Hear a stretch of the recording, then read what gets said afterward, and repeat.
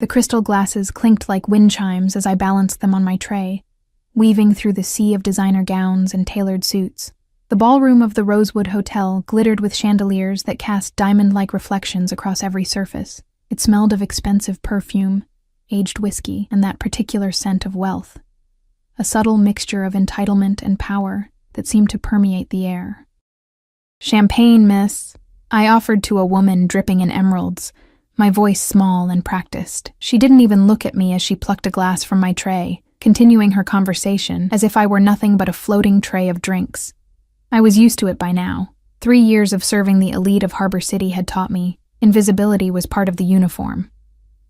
My black polyester dress clung uncomfortably in the humid ballroom, a stark contrast to the flowing silks and satins surrounding me. My feet already ached in the mandatory heels, and we were only 2 hours into the 8-hour charity gala. The Children's Hospital Benefit, they called it, though I doubted half these people even liked children. I'd taken this extra shift because rent was due next week, and the tips from these events sometimes meant the difference between electricity and darkness in my cramped studio apartment. My daughter Lily was spending the night at my mother's. Again. At 4 years old, she was already used to her mommy working nights and weekends.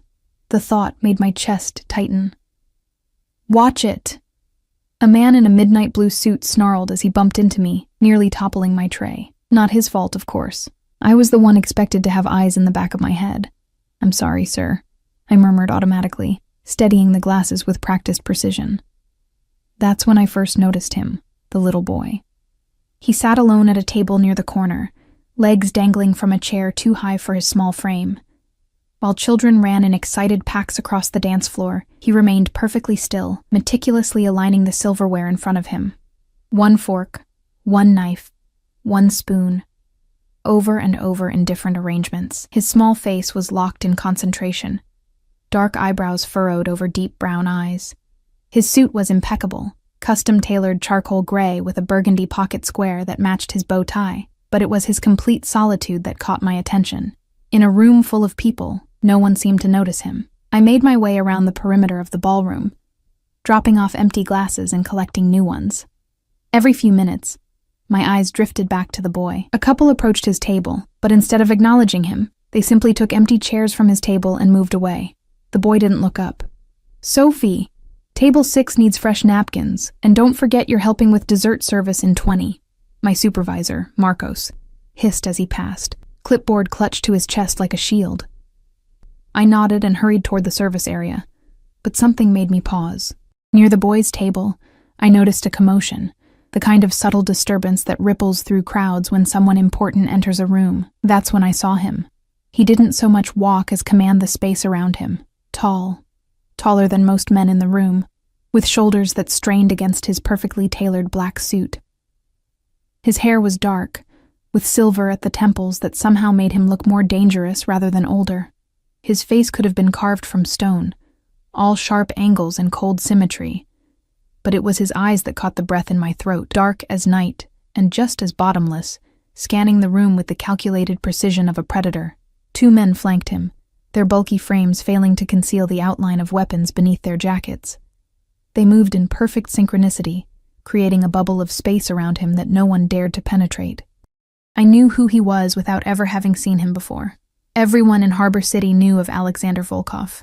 His name was whispered in fear, his business's front-page news, his charity donations celebrated even while everyone pretended not to know where the money came from.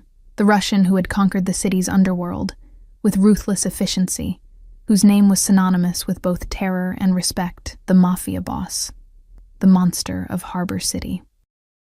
He moved through the crowd, which parted like the Red Sea before him. People who had been ignoring me all night suddenly seemed just as invisible as I was. Backs straightened. Conversations halted mid-sentence. Forced smiles appeared on frozen faces. He acknowledged none of it, his gaze fixed straight ahead. I realized with a start that he was heading toward the little boy. When he reached the table, something remarkable happened. The stone face softened, just barely, but enough that I caught it from across the room. He placed a hand gently on the boy's shoulder and leaned down to speak to him. The boy didn't look up from his silverware, but nodded slightly. Volkov straightened and said something to one of his men, who immediately pulled out his phone and stepped away. A woman in a crimson dress approached, her smile dazzling as she extended her hand to Volkov. He took it briefly, his expression returning to granite. They exchanged words, hers animated, his minimal. Then she glanced at the boy and said something that made Volkov's entire demeanor change. The temperature in the room seemed to drop 10 degrees. The woman's smile faltered, she stammered something else, then retreated with as much dignity as she could muster. I should have moved on. I had tables to attend to, duties to complete, a job I desperately needed to keep. But I couldn't tear my eyes away from the boy, who continued arranging his silverware, completely unaware of the power dynamics swirling around him. For the next hour, I watched the pattern repeat itself. Volkov would circulate the room, accepting greetings with cold courtesy, conducting brief conversations that looked more like business than pleasure. Every 10 minutes he would return to check on the boy, who remained alone, focused entirely on his world of perfectly aligned utensils. No one approached the child, no one invited him to join the other children. No one seemed to see him at all. I was refreshing water glasses at a nearby table when I overheard a whispered conversation. That's Volkov's son, the autistic one. I heard the mother is long gone. Can you blame her? Imagine being tied to that family with a defective child. Shh! For God's sake, do you want to end up in the harbor? The glasses on my tray rattled as anger surged through me. I thought of my Lily. How fiercely I loved her, how I would tear apart anyone who called her defective. Without thinking, I turned to the whisperers, my voice low but sharp. He can probably hear you, you know. 4 pairs of surprised eyes turned to me, as if shocked that the furniture had suddenly spoken. A woman with a pinched face and diamond earrings the size of grapes raised a perfectly shaped eyebrow. Excuse me? I should have backed down. I should have apologized and scurried away. Instead, I heard myself say, "Children aren't deaf just because they're different. Maybe show some humanity." I walked away before they could respond, my heart hammering in my chest. Stupid, stupid, stupid. I needed this job. I couldn't afford to antagonize guests, especially the kind who donated enough money to have the hospital wing named after them. The orchestra shifted to a softer melody, a waltz that floated through the air like a gentle invitation. On the dance floor, fathers were now dancing with their daughters, mothers with their sons. Family dances, a tradition at these charity events. I watched as a small girl in a pink dress tugged her reluctant father onto the floor, his face breaking into a smile as he twirled her around. My chest ached, thinking of Lily, who had no father to dance with. Jason had disappeared the moment I told him I was pregnant, leaving nothing but a string of unpaid bills and broken promises.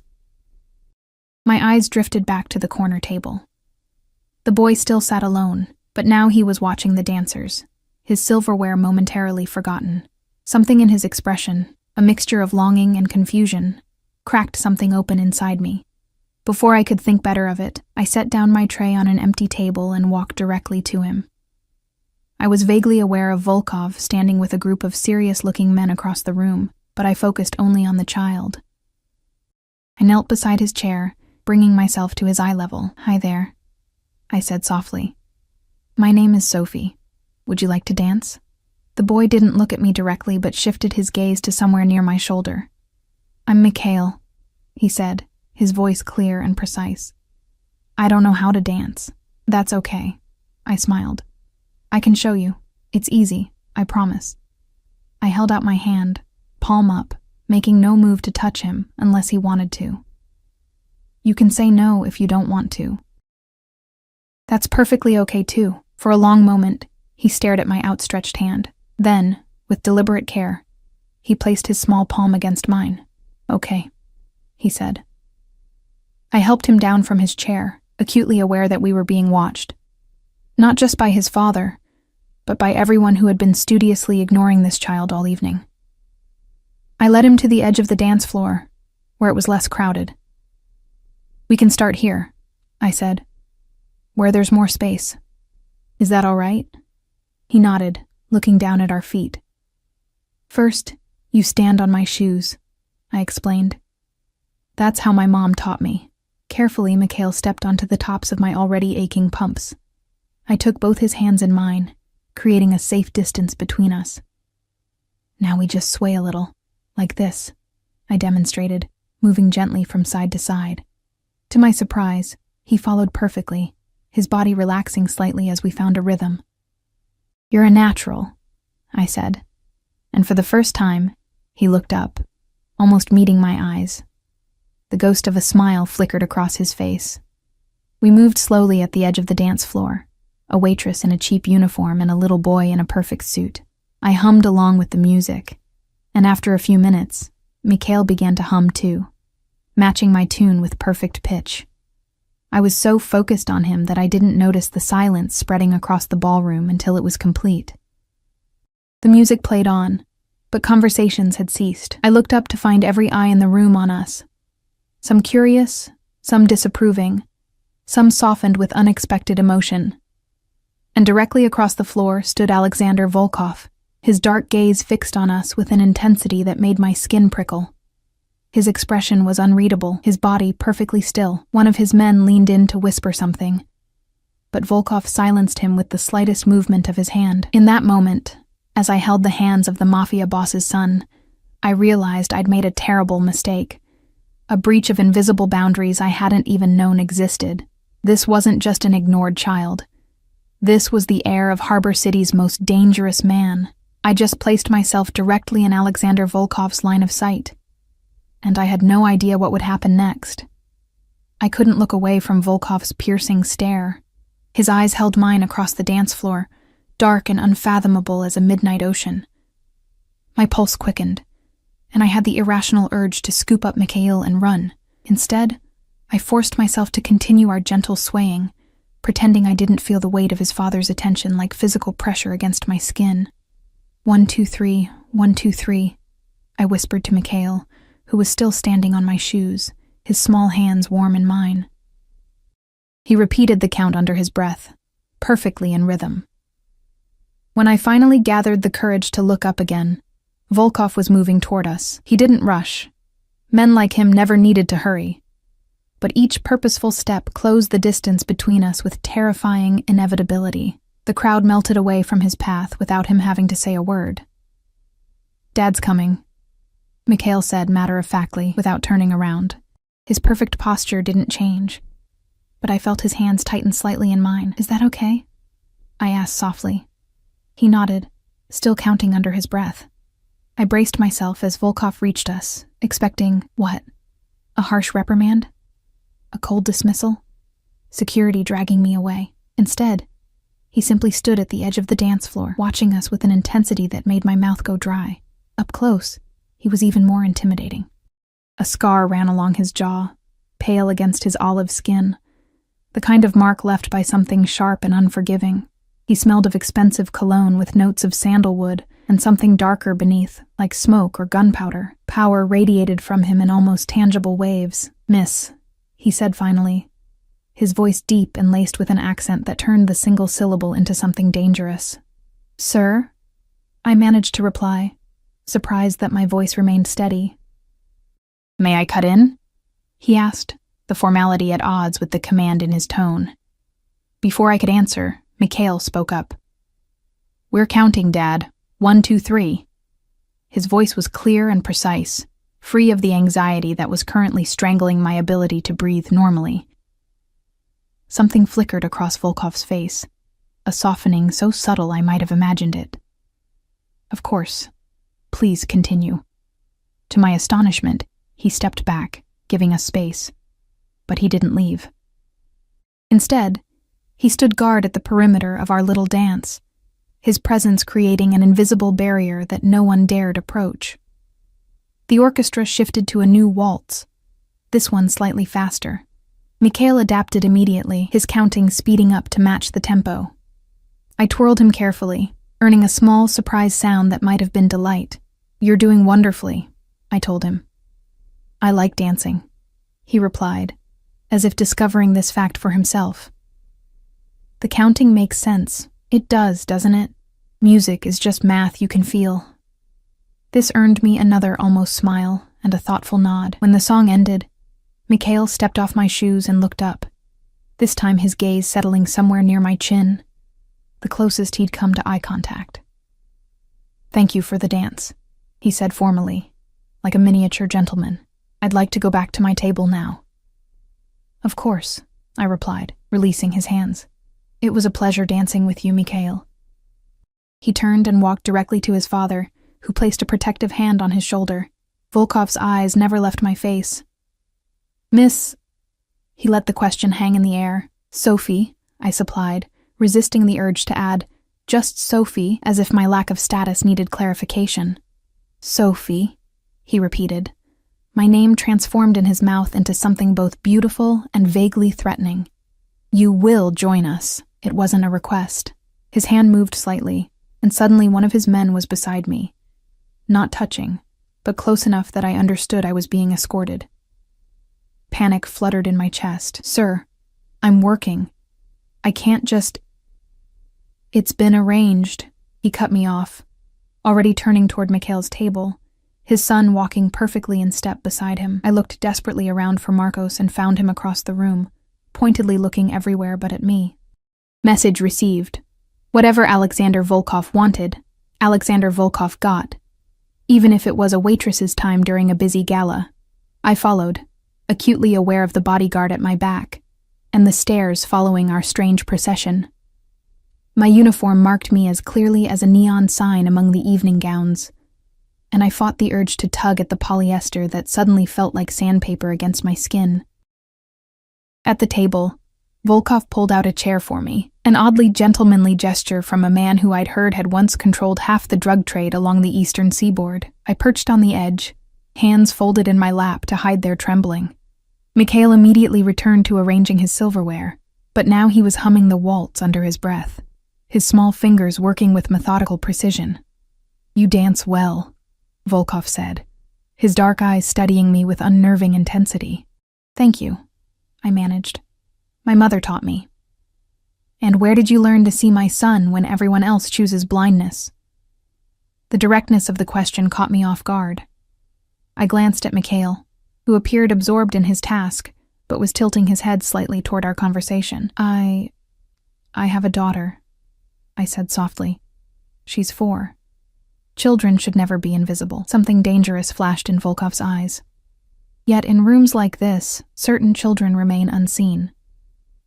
Unless they are perfect accessories for their perfect parents. The bitterness in his voice was so raw it startled me. For a moment, the feared mafia boss disappeared, replaced by something I recognized all too well: a parent's fierce protectiveness.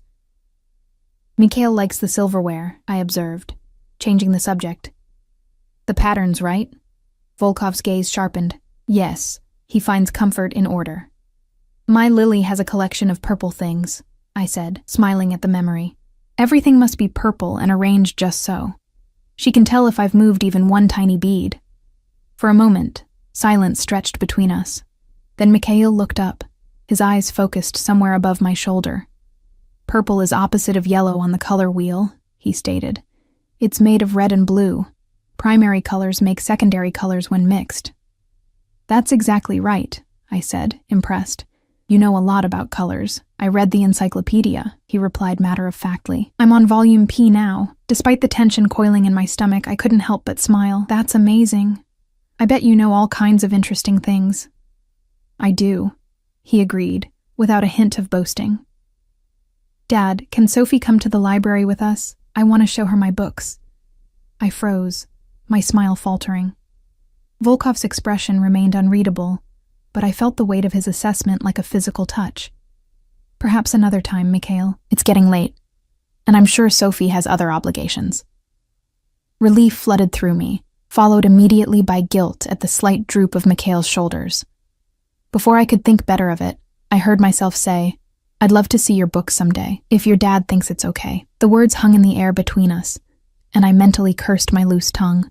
You don't make casual plans with the child of Harbor City's most notorious criminal. You especially don't put him in a position where he has to refuse his son in public. To my surprise, Volkov's lips curved in what might have been the ghost of a smile. "We shall see." One of his men approached, bending to whisper in his ear. Volkov's expression hardened instantly, his jaw tightening as he gave a sharp nod. "We must leave," he announced, standing with fluid grace. "Mikhail, it's time to go." The boy looked up, his face suddenly anxious. But it's only 9:17. You said we would stay until 10 Faun. I saw Volkov's internal struggle play across his face, the need to depart warring with his son's distress at the disrupted schedule. Something has come up, son, he said, his voice gentler than I would have believed possible. Anton will take you home in the first car. I'll follow shortly. Mikhail's breathing quickened. That's not the plan. That's not what you said. I recognized the signs of approaching distress. The rigid posture, the slightly rocking motion, the increasingly frantic tone. Without thinking, I reached into my apron pocket and pulled out my secret weapon, a small stress ball shaped like a star that I carried for my own anxiety. Mikhail, I said softly, placing it on the table near his hand, not forcing it on him. This helps me when things change unexpectedly. You can squeeze it or roll it between your fingers. Would you like to try? He stared at the star, his breathing still rapid, but his attention captured. After a moment's hesitation, he picked it up, pressing it between his palms. It's squishy, he observed, some of the tension leaving his small frame. Yes. And it always returns to its shape, no matter how much you squeeze it. Kind of magical, isn't it? His fingers worked the star methodically, and gradually his breathing slowed. Volkov watched this exchange with an expression I couldn't decipher. Something between surprise and calculation. You can keep it if you like, I offered. I have others at home. Thank you, Mikhail said formally. He turned to his father, the star clutched in his hand. I'm ready now. Volkov placed his hand on his son's shoulder, but his eyes were fixed on me. You have my gratitude, he said, each word precise and weighted. It should have been a dismissal. I should have nodded politely and returned to my duties. Instead, I found myself asking, will he be all right? Something dangerous flickered in Volkov's eyes, a reminder of exactly who I was addressing. My son is always taken care of, Miss Sophie. His voice carried a warning I felt in my bones. Always. With that, he guided Mikhail away from the table. The boy clutched the stress star in one hand, his other firmly in his father's grasp. As they walked toward the exit, a path cleared before them, no one daring to impede their progress. I exhaled slowly, only then realizing I'd been holding my breath. Whatever strange interlude I'd just experienced was over. Time to return to reality, to water glasses and champagne trays, and the desperate need to keep this job. I stood, smoothing my uniform, and turned, only to find one of Volkov's men blocking my path. He was mountain-shaped, with a neck as thick as my thigh and hands that looked capable of snapping bones without effort. Mr. Volkov would like your contact information, he stated flatly. Fear spiked through me. What? Why? The man's expression didn't change. Your phone number. Address. I don't think that's... It wasn't a request.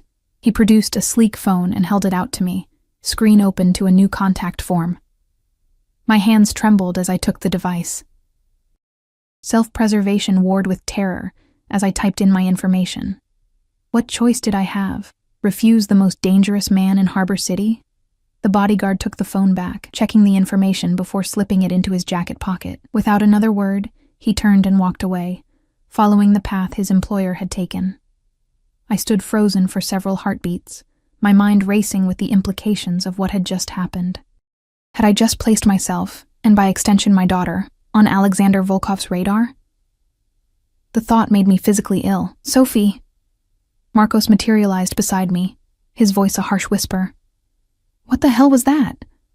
I don't know, I answered honestly. I danced with his son. His son? Marcos looked stunned. That was Volkov's kid?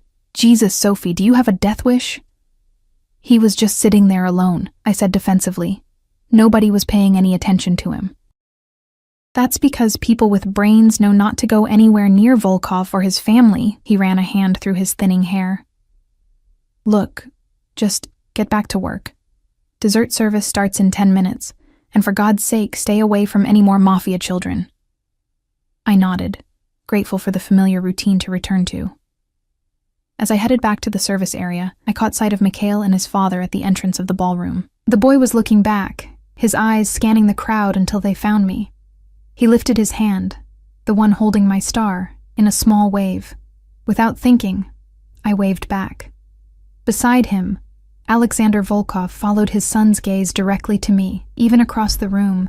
The intensity of his stare made my skin heat. He inclined his head slightly, an acknowledgement, a promise, or a warning. I couldn't tell. Then they were gone, swallowed by the night and their waiting cars, leaving me with nothing but the phantom sensation of small hands in mine and the lingering scent of danger. The next morning dawned gray and drizzling, matching my mood perfectly as I dragged myself from bed at 5:30 a.m. Every muscle protested after last night's 8-hour shift, and my thoughts felt sluggish from too little sleep. But Sunday morning breakfast rush at Denny's waited for no one, especially not single mothers with rent due in 5 days. I dressed quietly in the dim light filtering through my bedroom's thin curtains, careful not to wake Lily. She was curled on my bed where I'd placed her after picking her up from Mom's at 2 a.m. Her dark curls spilled across the pillow. One small hand clutched protectively around her favorite purple hippo. The sight of her peaceful face was both my greatest comfort and sharpest pain, knowing everything I did was for her, and it still wasn't enough. "I'll be back before you wake up, little star," I whispered, pressing a feather-like kiss to her forehead. Mom would arrive at 7 to watch her until I finished my shift at 3. The apartment was barely 600 square feet, with a kitchen so small you could touch both walls with outstretched arms. But I'd painted the walls cheerful colors and hung fairy lights around Lily's bed nook, trying to create magic from our meager circumstances. The stack of bills on the counter, red-stamped with final notices, threatened to shatter that illusion.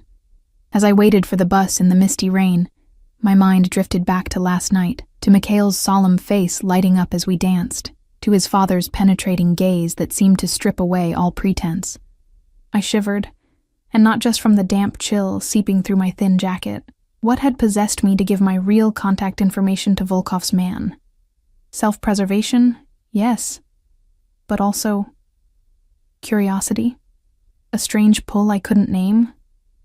Either way, it was done, and there was nothing to do but hope I'd be instantly forgotten. A waitress who'd shown a moment's kindness. Nothing more. The breakfast shift passed in a blur of pancake stacks and coffee refills. By mid-morning, my feet were throbbing, and I'd spilled orange juice down my uniform shirt.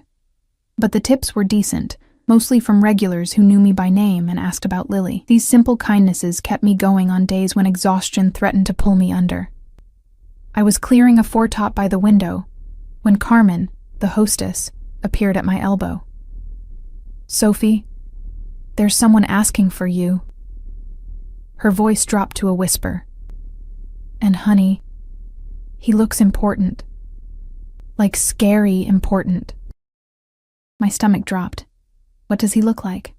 Tall, built like a boxer, buzz cut, wearing a suit that probably costs more than my car. He's just standing there by the door, hasn't sat down. Not Volkov himself then, one of his men. I set down my bin of dirty dishes with suddenly trembling hands. "Tell him I'll be right there." I ducked into the bathroom first, splashing cold water on my face and trying to calm my racing heart. What could he possibly want? Had I unknowingly done something wrong? Said the wrong thing to Mikhail? The possibilities spiraled darker in my mind with each passing second. When I emerged, I spotted him immediately, standing near the entrance, his rigid posture and alertly scanning eyes, marking him as security, even without the telltale bulge of a shoulder holster beneath his jacket. He was younger than I'd expected, maybe early 30s, with a face that might have been handsome if not for the jagged scar running from temple to jaw. He identified me immediately, his eyes tracking my approach with unsettling precision. "Miss Sophie Williams?" he confirmed, his voice surprisingly soft for someone so physically imposing. I nodded, too nervous to speak. "I'm Anton. I work for Mr. Volkov." He reached into his jacket, and I flinched involuntarily before realizing he was only retrieving an envelope. "For you." I stared at the cream-colored envelope in his extended hand. My name was written on the front in elegant script. "What is this?" I asked, making no move to take it. "Mr. Volkov sends his gratitude for your kindness to Mikhail." His face remained impassive. "Please." Hesitantly, I accepted the envelope. It was heavy, expensive paper that felt rich between my fingers. "There's a car waiting when your shift ends at 3, Anton continued. Mr. Volkov would like to speak with you. Ice flooded my veins. I can't. I have to pick up my daughter. For the first time, his expression softened fractionally. Arrangements have been made with your mother. She'll keep your daughter until 7 this evening. Panic clawed at my throat. You contacted my mother? Mr. Volkov did. Early this morning. My mother hadn't mentioned anything when she arrived to watch Lily, which meant she'd been intimidated into silence. Or worse, bribed. This isn't a request, is it? I asked, though I already knew the answer. Anton didn't bother pretending. The car will be waiting at 3. Mr. Volkov doesn't like to be kept waiting. He turned to leave, then paused. Mikhail asked about you this morning. The boy rarely speaks of anyone. With that cryptic statement, he walked out, leaving me clutching the envelope in trembling fingers. I retreated to the employee bathroom before opening it, half expecting to find a threat or a bribe. Instead, I found a handwritten note on thick, creamy paper. Miss Williams, your kindness to my son last night was unexpected and rare. Mikhail speaks of you this morning with unusual animation. I would like to express my gratitude in person. A car will collect you after your shift concludes at Denny's on Harborview Drive. You have my word that no harm will come to you. A. Volkov beneath the note was a second piece of paper, a check made out to Sophie Williams for $5,000. I gasped, nearly dropping the envelope. $5,000. Enough to clear my outstanding bills and still have a cushion left over. Enough to get the transmission in my ancient car fixed, so I wouldn't have to rely on unreliable bus schedules. Enough to buy Lily new clothes for the coming winter. But why? For one dance with a lonely child? I slipped the check back into the envelope with shaking hands. This was dangerous territory. You didn't accept money from men like Alexander Volkov without understanding the cost. And yet, could I afford to return it? To refuse his invitation? The rest of my shift passed in a fog of anxiety. I dropped an entire tray of waters, mixed up 2 orders, and nearly collided with another server, all while my mind raced with scenarios, each more terrifying than the last. At precisely 3 o'clock, I clocked out and changed from my juice-stained uniform into the spare clothes I kept in my locker. Jeans, a faded blue sweater, and worn sneakers. Hardly appropriate attire for meeting a man who probably wore suits to bed. But it was all I had. As promised, a sleek black Mercedes waited at the curb outside Denny's. Anton stood beside it, opening the rear door as I approached. The parking lot suddenly felt exposed, and I was acutely aware of my coworkers watching through the windows. "Where are we going?" I asked, hesitating at the car door. "Mr. Volkov's residence," Anton replied. "It's about 40 minutes from here. I thought of Lily, safely with my mother until 7. And I'll be back in time to pick up my daughter?" "You have my employer's word." His employer's word. The word of a man who'd built an empire on violence and fear. And yet, I found myself believing him, perhaps because I had no choice. I slid into the back seat, sinking into buttery leather softer than anything I'd ever touched. The car smelled of expensive cologne and new leather, and the privacy partition was already raised, separating me from the driver. Anton took the front passenger seat, and we pulled away from the curb. I clutched my purse in my lap, the envelope with its impossible check safely tucked inside. Through the tinted windows, I watched as Harbor City's familiar streets gave way to increasingly affluent neighborhoods, and finally to the exclusive cliffside properties overlooking the bay. The car turned onto a private drive, flanked by tall iron gates that opened silently as we approached. Ancient oaks created a natural canopy overhead, their branches filtering the afternoon sunlight into dappled patterns across the winding driveway. My anxiety mounted with each curve, until finally the trees parted to reveal a sprawling stone mansion set against the dramatic backdrop of the bay. It was beautiful, in a forbidding way. All clean lines and dark stone, with massive windows reflecting the gray waters beyond. Armed men patrolled the grounds, their movements casual yet purposeful. Security cameras tracked our approach with silent vigilance. The car circled a fountain before stopping at the front entrance. Anton opened my door, extending a hand to help me out. My legs felt unsteady as I stepped onto the cobblestone drive, the full impact of what I was doing finally hitting me. I was willingly entering the home of Harbor City's most dangerous man. "This way, please," Anton directed. leading me up wide stone steps to massive double doors that opened before we reached them. The entrance hall was cavernous, with soaring ceilings and a marble floor that echoed our footsteps. Modern art pieces, stark and probably worth more than I'd earn in a lifetime, adorned the walls. Despite the grandeur, the space felt oddly impersonal, more like a museum than a home. Anton guided me through a series of rooms, each more impressive than the last, until we reached what appeared to be a library. Floor-to-ceiling bookshelves lined the walls, filled with leather-bound volumes. A massive desk dominated one end of the room, while comfortable-looking leather chairs were arranged around a fireplace at the other. "Wait here," Anton instructed. "Mr. Volkov will join you shortly." With that, he left, closing the heavy door behind him with a definitive click. Alone, I drifted to the nearest bookshelf, running my fingers along the spines of books in languages I couldn't identify. Russian, probably, and what might have been German or Dutch. The collection was extensive and eclectic, everything from classical literature to modern physics. "Do you read Russian?" I whirled around, my heart leaping into my throat. Alexander Volkov stood in the doorway, watching me with those penetrating dark eyes. He'd exchanged his formal suit for charcoal slacks and a crisp white shirt, open at the collar. The more casual attire did nothing to diminish his commanding presence.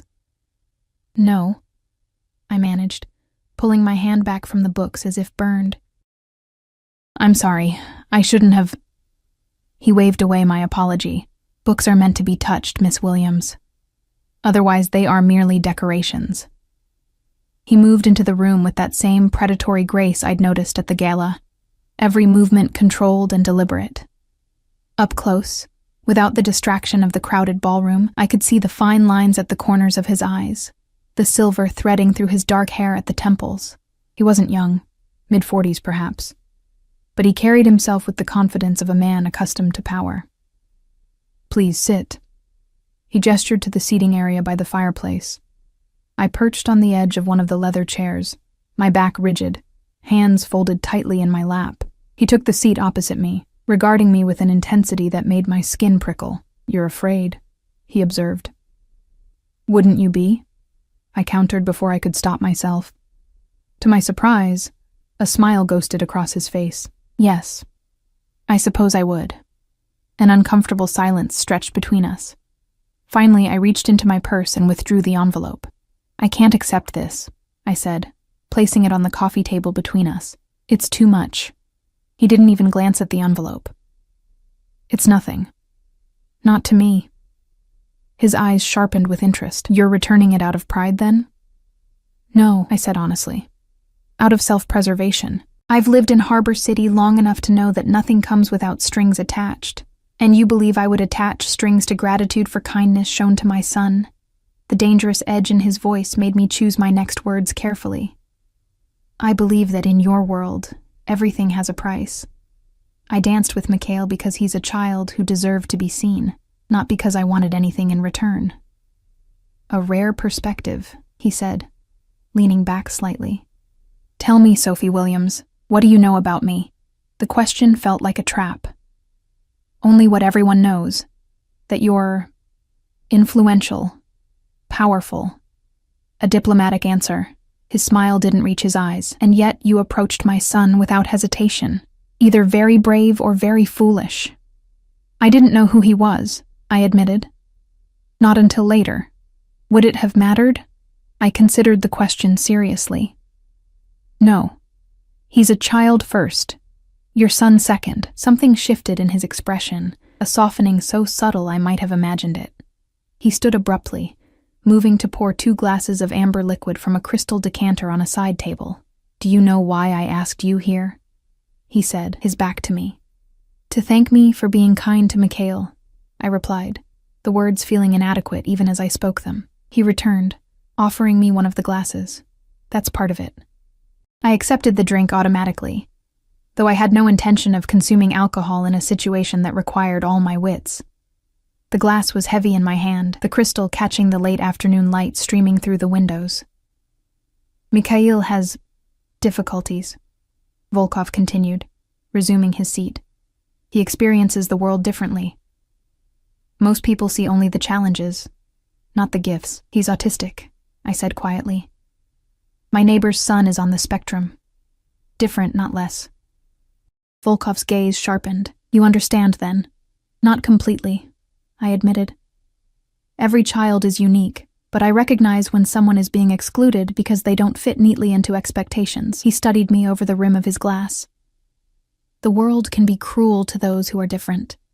I have spent years shielding my son from that cruelty, only to watch him being ignored by the very people who smile to my face and accept my donations. The bitterness in his voice was raw and unexpectedly human. I found myself wondering about the woman who had given birth to Mikhail, Volkov's wife or partner, now conspicuously absent. Where is his mother? I asked before I could stop myself. His expression hardened instantly. That is not a topic for discussion. I'm sorry, I said quickly. That was inappropriate. He set down his glass with deliberate care. Mikhail asked about you this morning. He wanted to know if you would visit again. He rarely expresses interest in people outside our household. My heart twisted at the thought of the solemn little boy asking after me. He's a special child, yes, Volkov agreed, his voice softening fractionally, which is why I'm offering you a position. I blinked, certain I'd misheard. Position as Mikhail's companion, 3 days a week, from 4 until 8 in the evening. You would spend time with him, engage in activities he enjoys, perhaps expand his comfort with social situations. Your daughter would be welcome to join you here. I stared at him, speechless. You want to hire me? To be friends with your son? Not friends, Volkov corrected, his tone precise. A companion. Someone who sees him as he is, not as others wish him to be. My mind raced with the implications. Why me? You could hire professionals. Therapists who specialize in working with autistic children. He has therapists, speech pathologists, behavioral specialists, a team of experts with impeccable credentials. His fingers tapped once against his knee, the only sign of impatience. What he lacks is someone who approached him naturally, without agenda or fear. I swallowed hard, trying to process what he was suggesting. And my compensation? $5,000 per week plus expenses. The glass nearly slipped from my fingers. Per week? My voice emerged as a strangled whisper. Is that insufficient? He asked, with the casual air of someone discussing pocket change, rather than more money than I made in 3 months. A hysterical laugh bubbled up in my throat, which I quickly suppressed. No, it's excessive. Not to me. His dark eyes studied me intently. Your time has value, Sophie Williams, as does your unique ability to connect with my son. $20,000 a month. The numbers swam in my head, conjuring images of a life without constant financial terror. Lily in a better school, a safer apartment, no more juggling multiple jobs and still falling short every month. It was too good to be true, which meant it wasn't true. What's the real reason? I asked, setting my untouched drink on the table. This isn't just about Mikhail. Something dangerous flickered across his face, a reminder of exactly who I was dealing with. You question my motives regarding my own child? I fought the instinct to back down.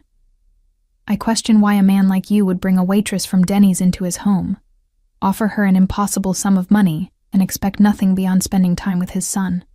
A man like me, he repeated, the words flat and cold. Heat crawled up my neck. I didn't mean... You did.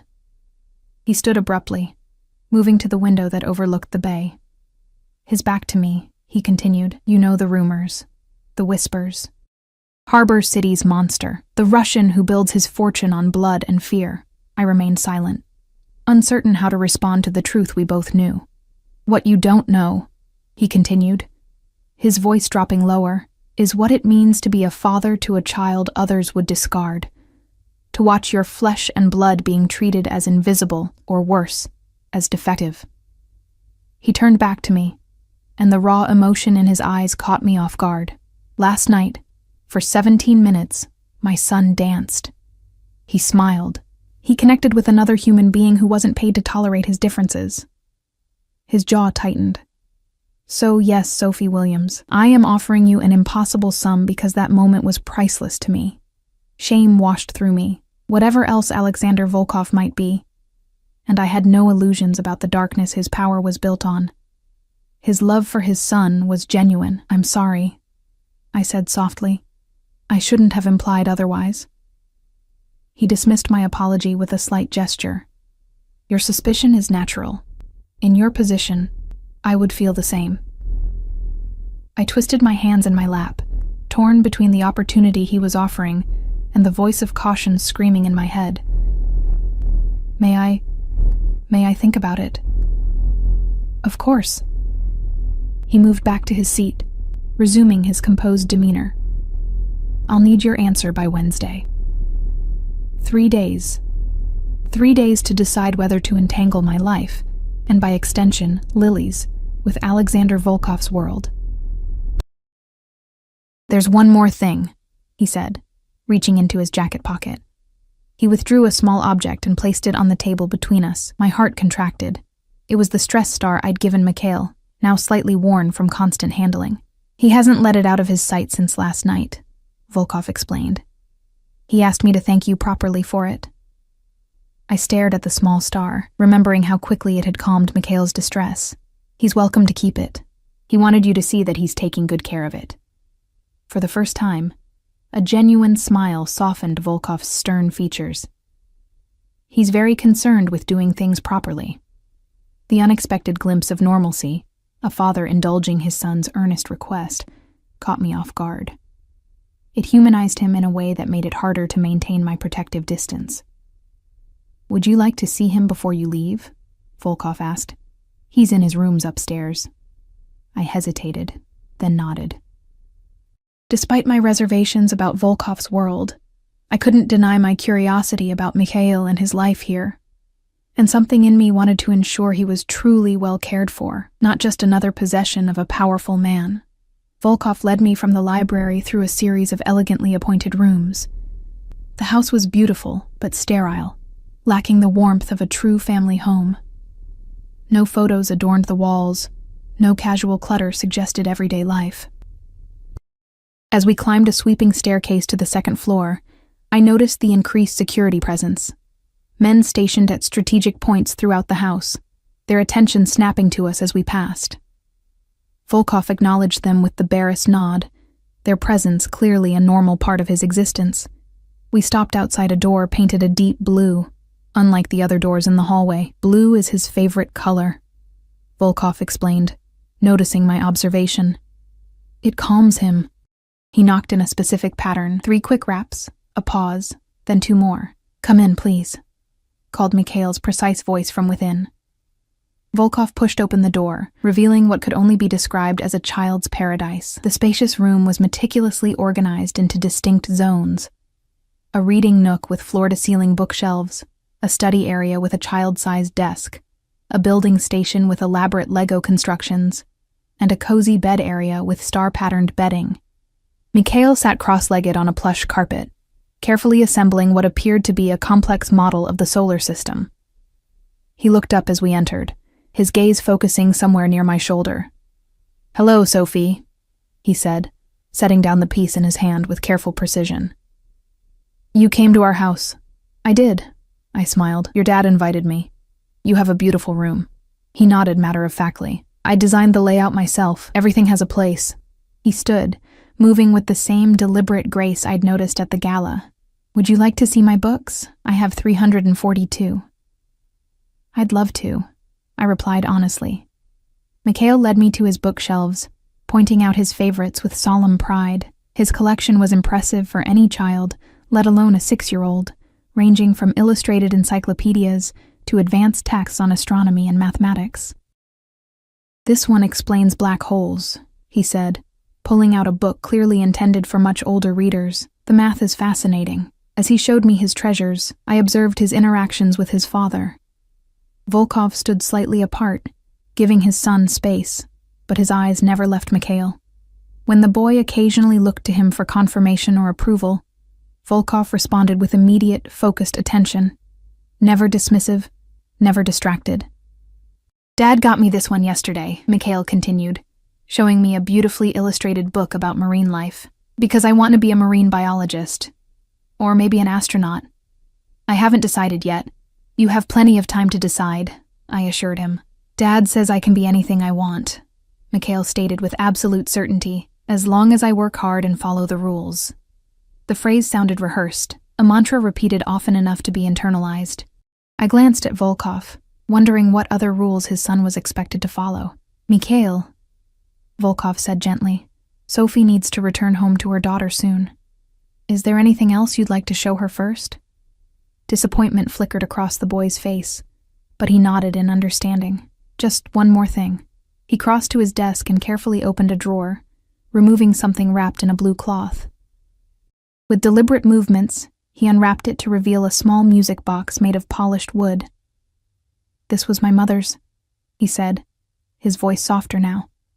Dad gave it to me to keep safe. He wound the key at the base of the box and opened the lid. A haunting melody filled the room. Something classical that I couldn't identify but found unexpectedly moving. It's Tchaikovsky, Mikhail explained. Swan Lake. Mom danced to it when she was young. I felt, rather than saw Volkov's tension at the mention of Mikhail's mother. But he made no move to interrupt, watching his son with an unreadable expression. It's beautiful, I said as the melody faded. Thank you for sharing it with me. Mikhail carefully rewrapped the music box and returned it to its drawer. Will you come back? He asked, his gaze fixed somewhere over my left shoulder. To see the rest of my books? The direct question caught me unprepared. I looked to Volkov, who merely raised an eyebrow, leaving the response entirely to me. I hope so, I said carefully. Your dad and I are talking about me visiting you sometimes. This seemed to satisfy him.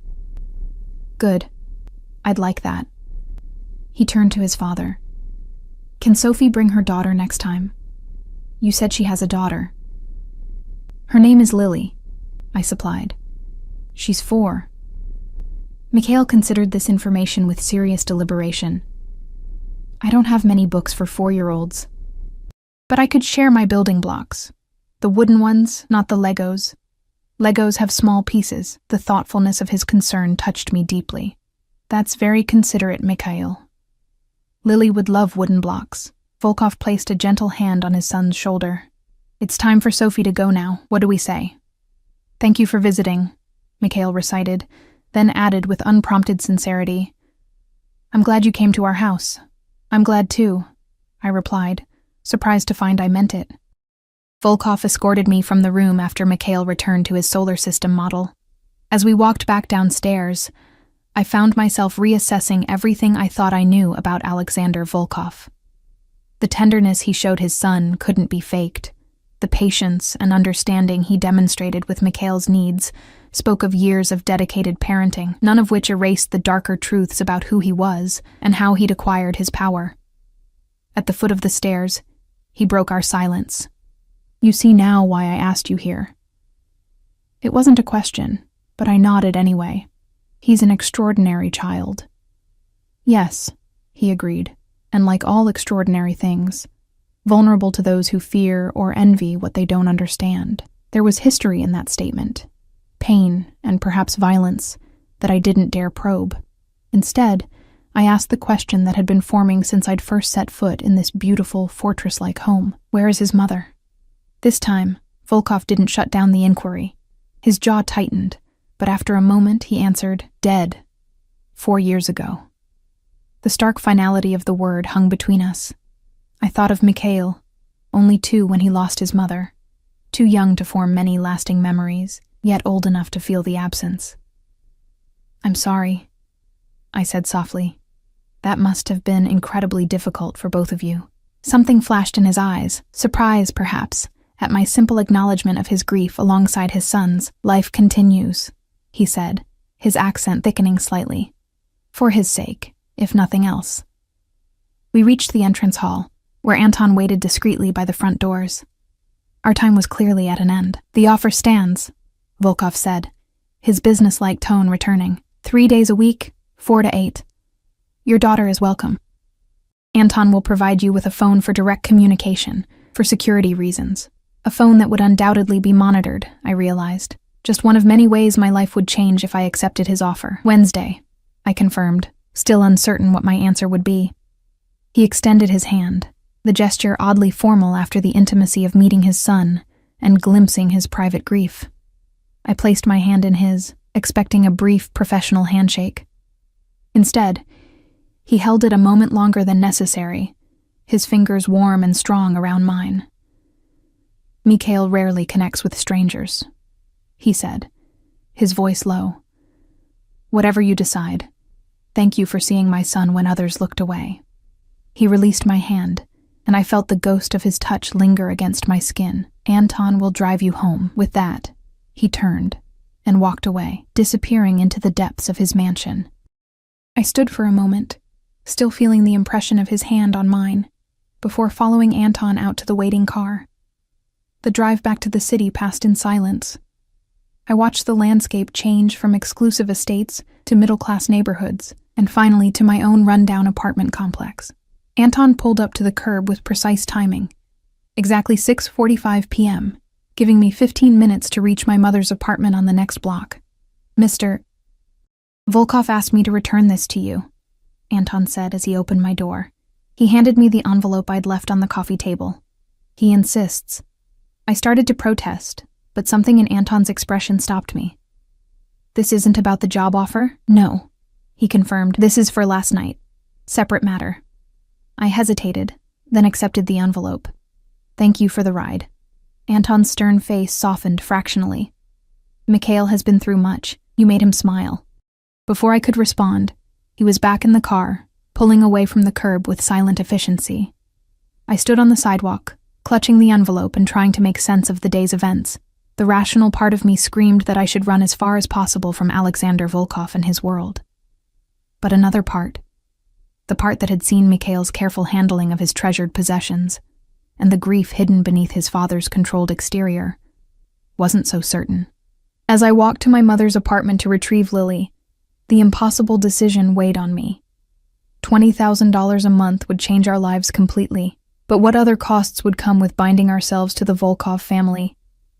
The envelope felt heavy in my hand, a tangible reminder of the choice before me, and the man behind the offer, whose dark eyes seemed to see straight through to my core. "Mommy, are we really going to the big house again?"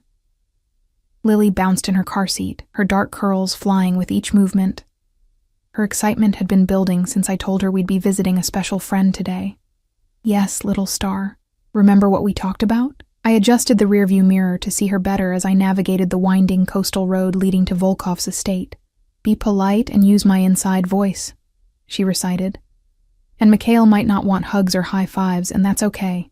"Perfect." I smiled at her through the mirror. It had been 3 weeks since I'd made the decision that changed everything. 3 weeks of twice-weekly visits to the Volkov mansion, where Mikhail gradually opened up under Lily's uninhibited chatter and my patient presence. 3 weeks of the strange double life I now led, waitress by morning, companion to a mafia boss's son by evening. The first paycheck had arrived exactly as promised, a sum so staggering I'd stared at the bank notification for a full 5 minutes before believing it was real. I'd immediately paid off our outstanding bills, secured a better apartment in a safer neighborhood, and put the rest aside for Lily's future. The second check came with an unexpected bonus: tuition for Lily at Harbor Prep, the city's most exclusive preschool. I'd initially balked at the gesture, seeing it as overstepping, but Volkov had framed it as a practical solution to our scheduling challenges. Having Lily in a school 5 minutes from his estate made it easier for me to bring her along on my visits. "Will Mr. V have cookies today?" Lily asked, pulling me from my thoughts. I suppressed a smile at her nickname for Alexander Volkov, the name she'd given him when she couldn't pronounce his full name. To my ongoing astonishment, he hadn't corrected her. "I'm sure he will. In fact, I knew he would." Despite his fearsome reputation, Volkov never failed to have Lily's favorite chocolate chip cookies freshly made for our visits. The gates to the estate opened as we approached, the security team now familiar with my modest Honda. I parked in the circular driveway, helping Lily unbuckle her seatbelt. She immediately reached for the small purple backpack containing treasures she wanted to show Mikhail. Anton greeted us at the front door with a nod that had grown almost warm over the weeks. "They're in the garden room," I followed the now familiar path through the mansion, Lily skipping ahead. With each visit, the house felt less like a museum and more like what it actually was. A home, albeit an extraordinarily luxurious one. The garden room was a recent discovery, a stunning conservatory filled with exotic plants and comfortable seating, offering views of both the meticulously landscaped gardens and the bay beyond. It had quickly become Mikhail's favorite place for our visits, the natural light and organized plant specimens providing both comfort and stimulation for him. "Sophie! Lily!" Mikhail's voice called out as we entered. He stood from his position at a small table covered with botanical specimens, careful not to disturb his arrangement. Though he didn't approach for physical contact, his entire demeanor brightened. "You're exactly on time. 4:00 and 27 seconds. Volkov rose from where he'd been sitting nearby, closing a leather portfolio. "Ms. Williams. Lily." His formal greeting was belied by the warmth in his eyes as he looked at my daughter. "Cook has prepared refreshments." "Cookies?" Lily asked hopefully, already eyeing the covered tray on a side table. The corner of Volkov's mouth twitched, the closest he came to smiling in casual conversation. "Perhaps. After activities," I reminded Lily gently. "What are you working on today, Mikhail?" "Plant classifications," he explained, leading us back to his table. "Dad brought specimens from the greenhouse. I'm organizing them by family, genus, and species." While Mikhail solemnly showed Lily his categorization system, I found myself standing beside Volkov, watching our children interact. "She draws him out," he observed quietly. "It's good for him." "It's good for her too," I admitted. "She's learning patience, consideration for others' needs." Something that might have been approval flickered across his features. Over the weeks, I'd become more adept at reading his subtle expressions. The slight tension around his eyes when concerned, the barely perceptible softening of his mouth when pleased. It was like learning a foreign language, decoding the careful restraint that masked his emotions. "There's something we need to discuss," he said, his voice pitched low enough that the children couldn't hear. "Later." Uneasiness flickered through me. Despite the comfortable routine we'd established, I never forgot who Alexander Volkov was, what he did when he wasn't being a devoted father or unexpectedly thoughtful employer. The world he inhabited remained largely invisible during our visits, but occasionally, reality intruded in the form of urgent calls, grim-faced men delivering messages, or discussions that stopped abruptly when I entered a room. I nodded, pushing my concern aside to focus on the children. For the next hour, Mikhail led us through his botanical classification system with meticulous precision, while Lily asked questions that would have tested the patience of most 6-year-olds. But Mikhail answered each one carefully, his knowledge of plants impressive for a child of any age. After cookies and milk, served on fine china that had made me nervous at first, but which Lily now handled with exaggerated care, the children moved to the carpeted area where Mikhail kept a set of wooden building blocks, specifically for Lily's visits. "May I speak with you now?" Volkov asked, gesturing toward the adjoining terrace. I glanced at the children, engaged in collaborative building. "We'll just be on the terrace," I told them. "Call if you need anything." The October air carried a crisp chill as we stepped outside. Below us, armed guards patrolled the perimeter of the property, their dark figures stark against the manicured lawns. The juxtaposition was jarring, the idyllic scene of children playing inside, the heavily armed security outside. Volkov stood at the stone balustrade, his profile sharp against the darkening sky. "Mikhail's birthday is in 2 weeks." Not what I'd been expecting. "That's wonderful. Is there something special planned?" "I'm hosting a small gathering here. Family, a few trusted associates." He turned to face me, his expression carefully neutral. "I would like you and Lily to attend." "Oh," I blinked in surprise. Are you sure that's appropriate? Mikhail has requested it specifically." A faint smile touched his lips. He's never asked for guests at his birthday before. Only scientific equipment or books. Pride warmed my chest at the progress we'd made with Mikhail. "Then of course we'll come. What time?" "The gathering begins at 2. He hesitated, something unusual for a man who always chose his words with precision. "There is another matter," The serious tone in his voice set off warning bells. What is it? There has been a situation. Nothing that concerns you directly, but precautions are necessary. His jaw tightened. Additional security measures have been implemented around the estate. You may notice more personnel during your visits. A situation, I repeated carefully. Is Mikhail in danger? No. His answer was immediate and firm. I would never allow that. The unspoken implication hung heavy in the air. That he would eliminate any threat to his son, by whatever means necessary. It was a stark reminder of exactly who I was working for. Should I be concerned? I asked directly. His dark eyes studied me, weighing something in his mind. No. But it would be prudent for you to accept a security detail for the next few weeks. For both you and Lily. The suggestion sent ice through my veins. Security? You mean guards? Following us? Discreetly, he clarified. They would maintain distance. You would hardly notice their presence. Except for the fact that they'd be armed men watching my 4-year-old, I replied, unable to keep the edge from my voice. Alexander, what's really going on? His expression sharpened at my use of his first name, something I rarely did, maintaining professional boundaries despite the growing familiarity between us. But fear for Lily had pushed formality aside. A business rival has made certain threats, he said finally. Nothing unusual in my world. But I take no chances where Mikhail is concerned, or those connected to him. Those connected to him. The words settled over me like a physical weight. In just 3 weeks, Lily and I had become linked to the Volkov family in ways I hadn't fully considered. What had started as a job, albeit an unusual one, had become something more complex. Mikhail looked forward to our visits with increasing excitement. Lily asked about him constantly. And Alexander. I caught myself before completing that thought. Whatever growing awareness existed between us remained unspoken. A current of tension neither of us acknowledged. I don't want Lily exposed to violence, I said firmly. Or even the suggestion of it, neither do I. His voice softened unexpectedly. That is precisely why I'm offering protection. The security would be invisible to her. Just another car on the street, another parent at the school gate. I wrapped my arms around myself, suddenly cold despite my sweater.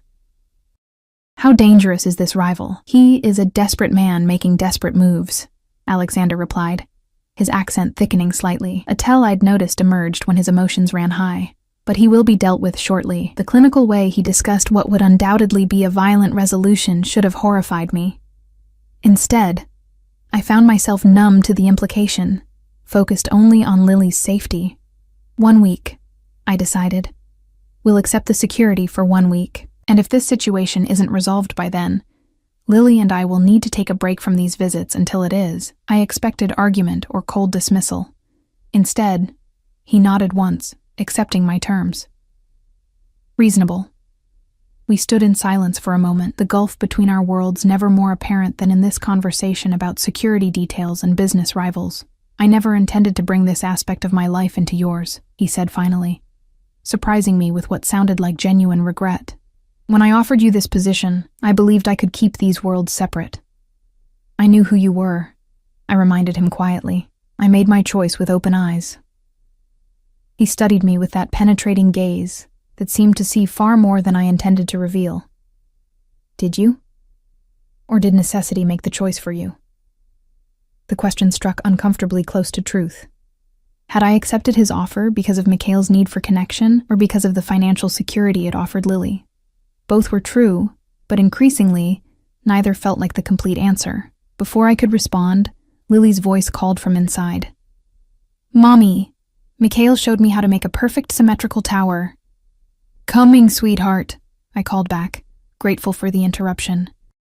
As we turned to go inside, Alexander's hand caught mine briefly, a touch so light it could have been accidental, except for the deliberate pressure of his fingers against my palm.